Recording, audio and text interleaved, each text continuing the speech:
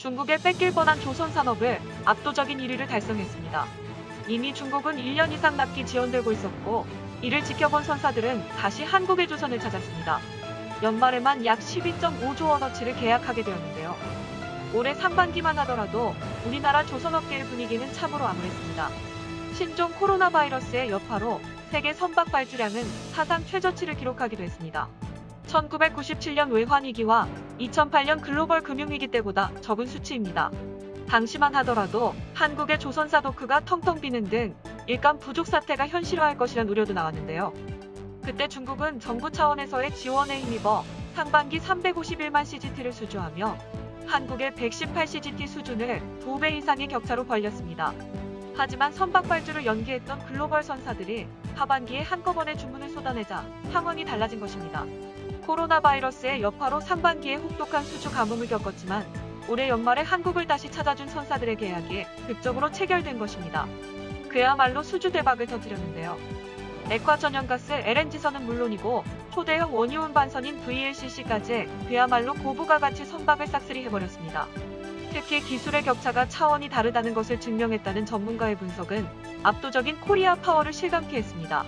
27일 업계에 따르면 국내 조선 빅3의 현대중공업그룹, 대우조선해양, 삼성중공업은 지난달 이후 2달간 85척, 113억 달러 하나로 약 12조 5천억 원어치의 선박을 수주했습니다. 중형 자동차로 치면 약 40만 대를 수출한 것과 맞먹는 어마어마한 규모입니다. 이 기간 전 세계 선박 발주량의 70% 이상을 쓸어 담았다고 한다면 그 실적이 어느 정도로 대단한 것인지 가늠케 하는 대목입니다. 특히 중국에게 계속해서 조선업계 세계 1위를 내주었던 한국의 조선업이었는데요. 하지만 이번에 대역전극을 터뜨린 것입니다. 중국은 고작 5척을 수주하는 데 그쳤으며 일본은 단 한 척도 수주하지 못했습니다. LNG선은 한 척당 가격이 1억 8,600만 달러, 하나로 약 2,050억 원에 이르는 고가 선박입니다.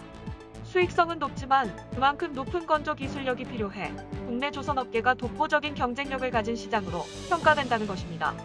올해까지만 하더라도 프랑스 CMA, CGM이 중국에 발주한 LNG 추진 초대형 컨테이너선 건조가 1년 넘게 지연된 사건은 중국산 LNG선에 대한 글로벌 선주사들의 신뢰를 더욱 떨어뜨리는데 한몫을 단단히 했습니다. 그러면서 중국산 LNG선에 대한 품질에 대한 의문이 제기되면서 중국산 LNG선을 믿지 못하겠다는 분위기가 고조된 것입니다. 전문가들은 대규모 물량을 선물로 계약하는 LNG 거래의 특성상 선주들은 선박의 안정성을 최우선으로 따진다며 한국의 LNG선 수주가 몰리는 이유가 바로 여기에 있다고 설명했습니다. 오늘 전해드릴 소식은 여기까지입니다. 지금까지 레이첼이었습니다.